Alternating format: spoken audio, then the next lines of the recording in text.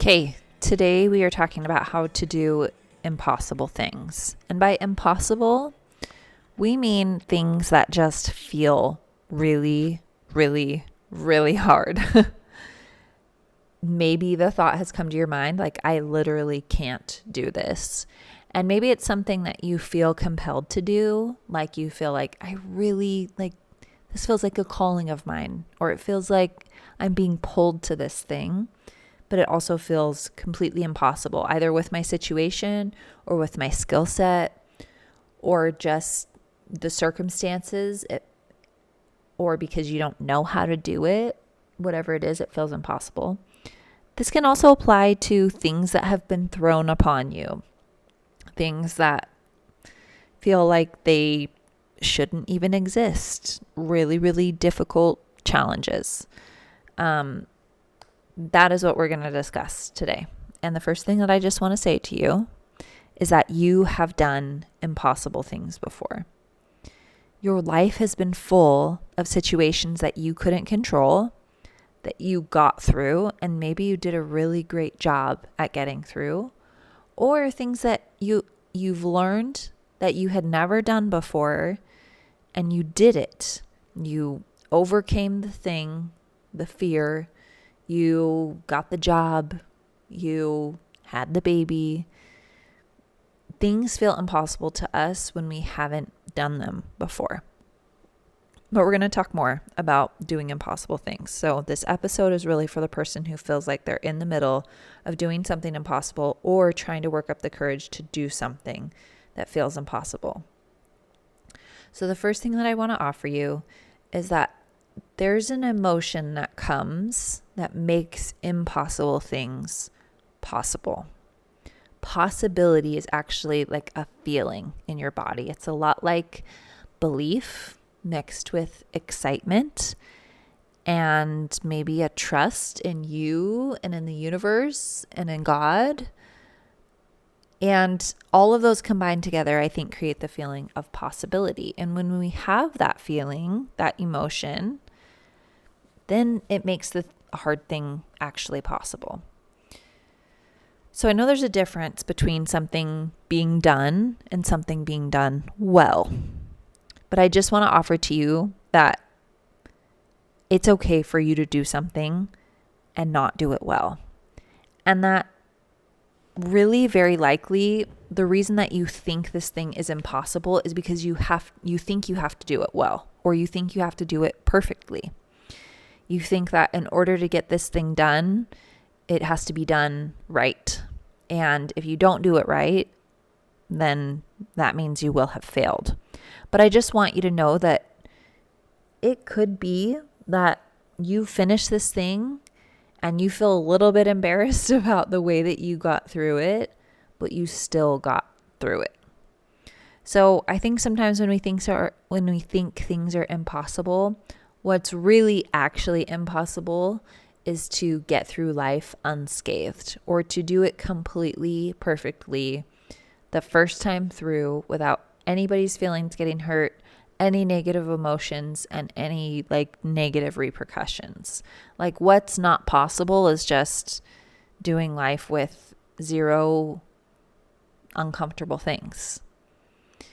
And really, I just want you to know that you can get through the really hard thing and do it wrong and actually feel okay about it. And you could maybe offer to yourself this gentle reminder, hey, you can do hard things and I'll still love you even if you do it wrong, or even if you could have done it better, or even if you feel really dumb while you're doing it or after you're doing it.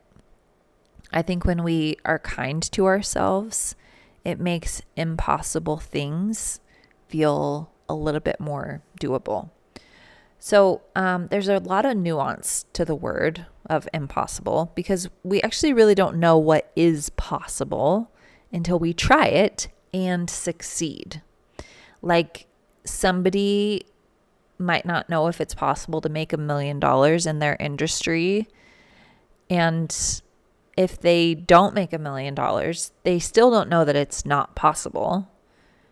They just know that they've failed. Like, it could still be possible, but they just didn't do it. So I think probably most things are possible. Like, I can't really think of anything that's not possible. But the first time that you do it, that's when you find out that it actually is possible. It's also helpful if other people have done it and helped you realize, oh, it's actually possible. There's that story about running the mile, and how in, like, I think the 40s or 50s, it was believed that you couldn't run a mile in under a minute. Or what was it? Yeah, a mile in under 4 minutes, a 4-minute mile. And just people didn't think it was possible for the human body to do that. And then the same year that somebody actually did it, like 3 or 4 other people also did it. It was really hard. And now people are doing it all the time. So it helps when somebody has gone before us and done the impossible. So I want you to think of whatever you're going through right now. Do you know anybody, or can you think of anybody, or could you find the story of anybody who's gone through this and actually done it? And done it in a way that you feel like you might want to replicate. Because if somebody else has done it, that means, of course, you could do it. So we're not talking about crazy things that defy, like, scientific laws. We're not like, oh, it's possible for us to fly or to go invisible. It's not stuff like that. We're talking about things that are just hard, really hard things that you have been thrown into, or have been put on your plate, or that you want to be a part of your life, but you don't know how to move forward. So this is the second part to this. It's not that the thing is impossible. It's that there's a lot of emotions that go with doing something that's really hard. And that's the part that we have to go through. A lot of times it feels just impossible to, like, exist as you're feeling a really big emotion. Maybe you're trying out something, like you've started a business, or you have this idea for something you want to bring to the marketplace or to your clients, and it feels impossible because you don't know how to do it without failing a lot. You don't know if you have the skills. You don't even know where to start, or you would have to risk a lot of embarrassment or shame, or maybe you'd have to work through some of your own things in order to do it. So it's really the emotions that feel impossible. I'm going to jump into what really triggered the idea for this episode today. And it was a moment of many moments in the last few months where I felt like something was impossible. I just kept having the thought, I can't do this. This is so hard. This is impossible. I can't do this. And what I was really saying in that moment is, like, I don't want to be here. I need to escape. I need to leave. Like, I'm on the verge of giving up or breaking down, or, like, I don't know. And what I'm talking about is my postpartum journey. So I'm 4 months postpartum right now, 4.5, with my 6th child. Now, I had 4 kids for a long time, and I felt like my family was complete. And they were so wonderful. They were all really close together. My youngest was 7. We'd just gone to Hawaii as a family. And everybody was kind of at this age where it was really, really fun. You know, they're interactive and they're so creative and their imaginations are fun. And you can go on a trip without, you know, changing diapers or sleepless nights. Like, it was just fun. Really, really fun. And things were good. And then we had a surprise baby about 9 months after we got back from Hawaii. So that was actually fine. It kind of threw me for a loop because I hadn't been in the baby phase for a long time, but it kind of felt like I only had one baby. Like, I was starting over and it was just one baby, no big deal. Like, we have a baby now, and everybody can contribute and take care of this baby. And I had these 4 older helpers. They were awesome, really, really helpful. And they are having tons of fun with this baby. And a few months after I had that baby, which was about 1.5 years ago, I kept thinking, shoot, I'm going to have another baby because this baby needs a playmate. And it's been really good to have, I had 2 boys, they're best friends. And then I had 2 girls, they're best friends. And they just kind of kept each other busy. And then we had, 8 years later, we had this other baby. And she didn't have anybody to play with. She was just a little baby, of course, still. But I thought, man, I don't know if we can just have her. Like, it might be really smart for her to have a playmate. And so started thinking about it and talking about it, but not actively trying. And I'm really sorry for anybody who's listening to this who has had fertility issues.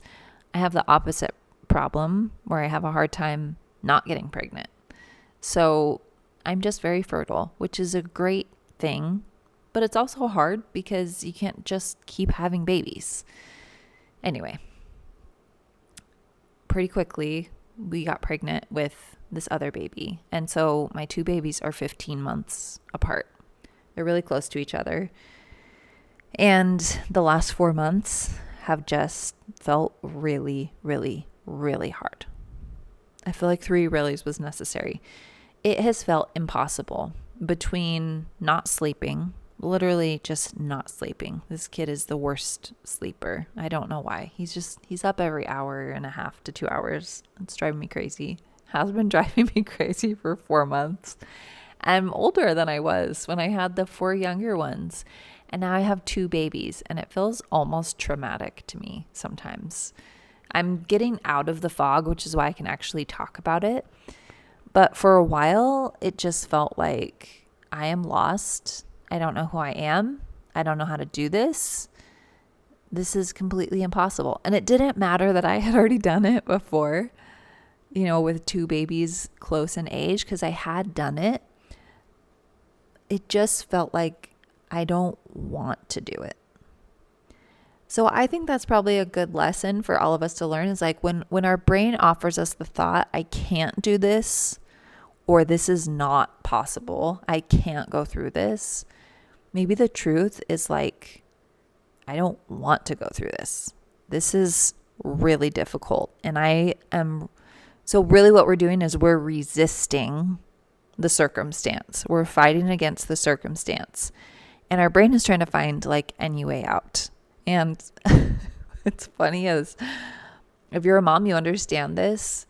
Like, there are moments when you literally just want to, I have pictured myself just putting the baby down. My kids can fend for themselves, and I am running out the door. Like, I just need to not be here. This is too hard. And really, it's just, it requires all of your emotional and mental and spiritual and physical energy all at once. Like, for me, 6 is just, that was the number that it got really, really hard for me. 4 was difficult, and but I was younger, and we were figuring it out, and it was kind of fun, and it was we just kind of embraced the chaos. But 6 is I never wanted to have 6. And so the thoughts got really overwhelming, where I was having so many thoughts I don't want to do this. I never wanted this. And then I would be hit with this guilt because I feel like I should want it. Like, it's already here. I can't go back and reverse this. And I don't want to. But if you're a mom, you get it. Your kids are the best thing and also the worst thing. I don't know how that happens, but probably that applies to a lot of things. If you're going to run a marathon and it feels impossible, running a marathon is the best feeling ever. And it's also filled with the worst feelings ever. And I think the things that stretch us the most, these impossibly hard things, those are the things that are the most rewarding when we actually do them, which is why we're having this episode, is because I want to encourage you to do the impossible thing. Not because of the reason that you think you want to do it, not because this is going to make your life better or more perfect or anything like that. But what if you just did it because it's impossible? Because you need to show yourself who you really are and the skills that you actually have. And there's some kind of incredible emotional reward here for doing something that you thought you couldn't do. That's kind of what having kids does to us, or starting a business, like making money in a business for the first time when you've never done it before. When you make those first dollars, when you sign that first client, you're like, oh my gosh, I just did that. That was amazing. I can actually do this. This is actually possible for me. And then the next step also feels impossible until you do it. And then you realize I could probably do more things. So I just want you to recognize, okay, in the past, you've done things before that you didn't know how to do. They were really hard. You had to figure out the skills. You didn't know if you could actually do it without going crazy. And somehow you did figure it out. You did actually get through it. And you learned something about yourself, and you built up some resilience. Doing impossible things means that you have to be willing to feel negative emotions. Here's how you feel the negative emotions. Well, there's two things here. Is you don't have to get through this on just like pure grit. And you could actually make the impossible thing a lot easier on yourself if you were really aware of your thoughts. So I know that I made my postpartum experience harder when I let myself indulge in thoughts like I can't do this, or this is really hard, or like I feel bad for myself, like I shouldn't have to go through this. Anytime I went into self-pity, I wasn't growing. I wasn't learning. It wasn't helping me. It wasn't helping anybody else. And it was actually bringing out the worst parts of me because it just felt like a victim. I felt like this is unfair and I shouldn't have to do this, and this is really hard, and like looking for somebody else to blame, which was probably my poor husband. You did this to me. Oh, when you look for somebody else to blame, that's not growth. That's not getting through it in a way that you're going to feel proud of. Now, side note, we've already talked about this, but I want you to be kind to yourself when you're going through this impossible thing, because it's already hard. Your brain's already going to be offering you all these very resistant thoughts. Like, I don't want to do this. I can't do this. This is hard. Like, I shouldn't have to do this. Or like, why? Why does God want me to do this? Why has this been placed in my life? And all of those, the reason they're indulgent thoughts that we actually don't want to keep are because they're hurting you. The emotions that those bring up, they're not helpful emotions. So there's two different kinds of thoughts and two different kinds of feelings. There's helpful thoughts and there's very unhelpful thoughts. There's helpful emotions and there's unhelpful emotions. It's not a positive and negative thing. It's not like only think positive thoughts and you'll feel good, or only let yourself feel positive emotions. What we really want to do here is lean into the hard emotions that are helping you. So if you're feeling like a victim and you're feeling pity for yourself, pity, I don't think is a very useful emotion because it doesn't help you grow. It just pushes you further down into the dark. And for me, with postpartum depression, it was making it harder for me to feel good if I was letting myself indulge in those thoughts and feelings. But a useful negative emotion might come from the thought, this is really hard, and I'm just going to let it be hard. I think it's untrue that we can feel only one thing at a time or think only one thing at a time. I kind of like to think of these like emotional sandwiches. So you're going to have two different feelings going on at the same time. And that is what helps us get through the really hard emotions. When I'm not talking about the indulgent emotions, I'm talking about the hard emotions that have to be there.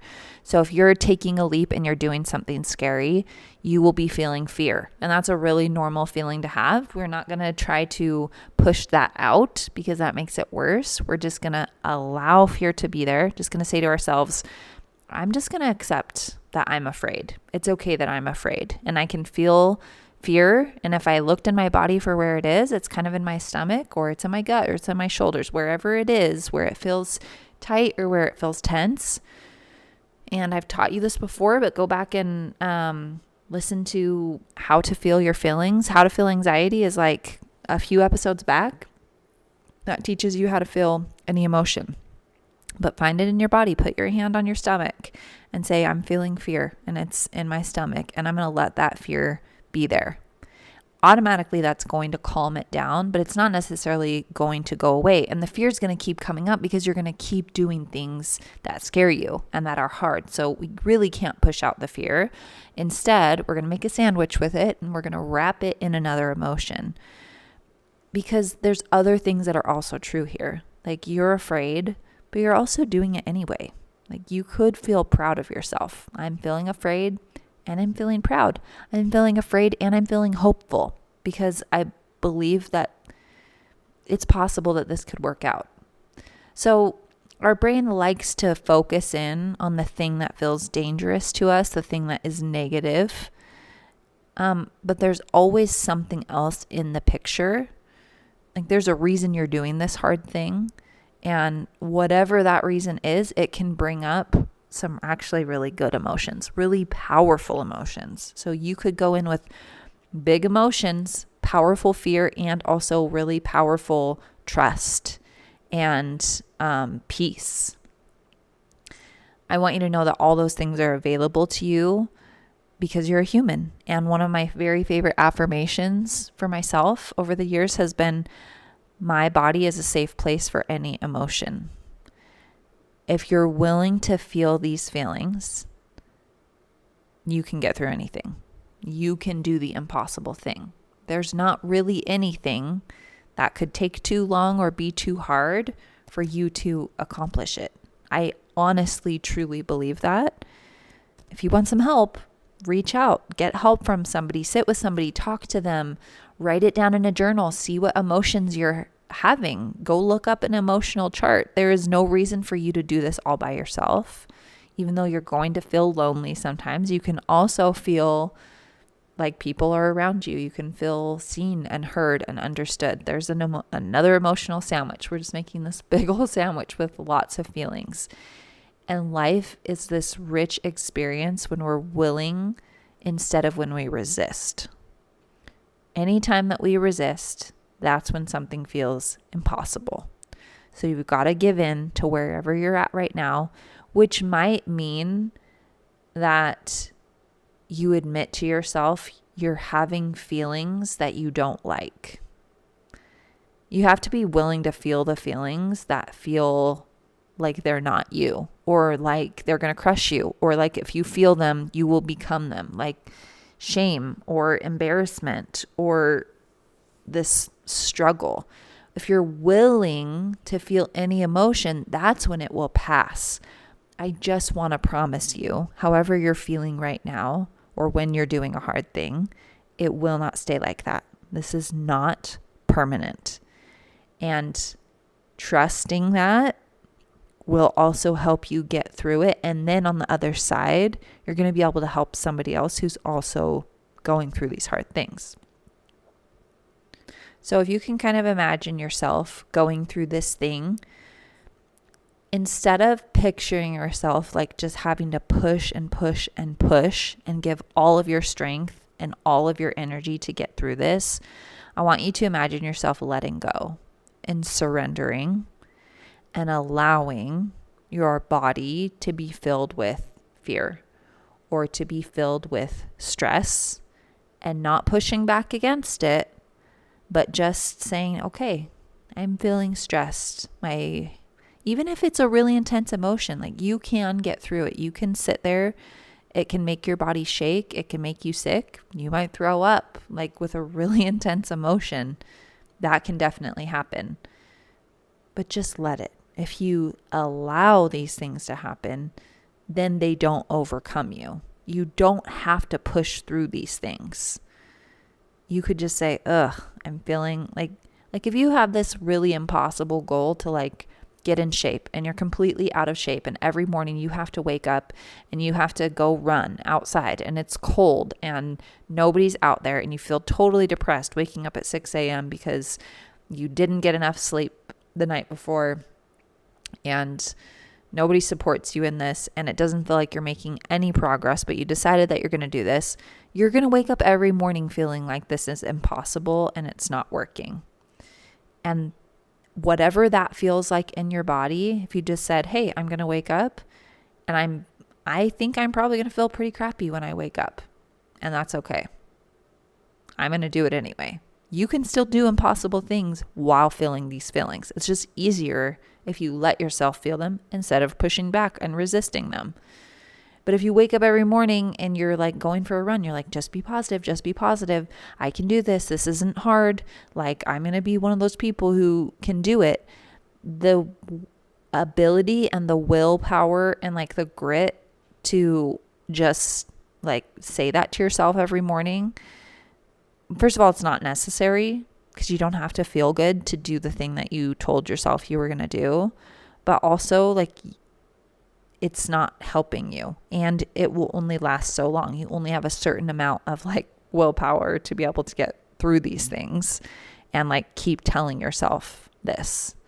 Like, it is a lot easier to just be honest with yourself and say, I'm feeling like garbage this morning. I don't want to go. And that's okay, because another part of me also believes I can do things without feeling like doing them. Like, I could just decide to do them. And I'm going to go do this, even if it doesn't make a difference today. I decided I was going to do it. I trust the decision that I made earlier, and I'm going to go do it feeling bad. So you see how that is also like, you're not just feeling the negative emotions, you're also feeling a couple positive emotions, like at peace or determined or trust. The positive emotions make it way easier for you to be able to handle the negative emotions, but don't just feel like you have to push through. I would just say, allow yourself to feel whatever you're feeling when you're doing this impossible thing. Okay, I hope that was really helpful. Whatever you're going through, I know that you can do it, and I hope that this was really helpful to help you get through it.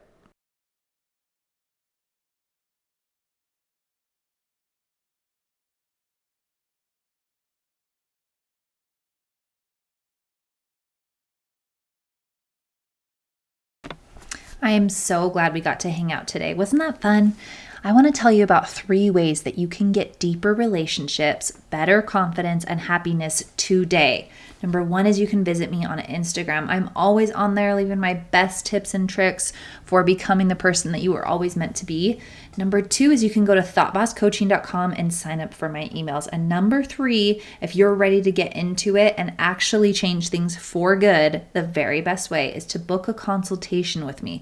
We're going to talk about your life. We're going to solve your problems right there on the call and make a plan so you never have to feel like this again. I can't wait to meet you. Sign up for a free consultation at the link in my bio on Instagram at thoughtbosscoaching or at thoughtbosscoaching.com.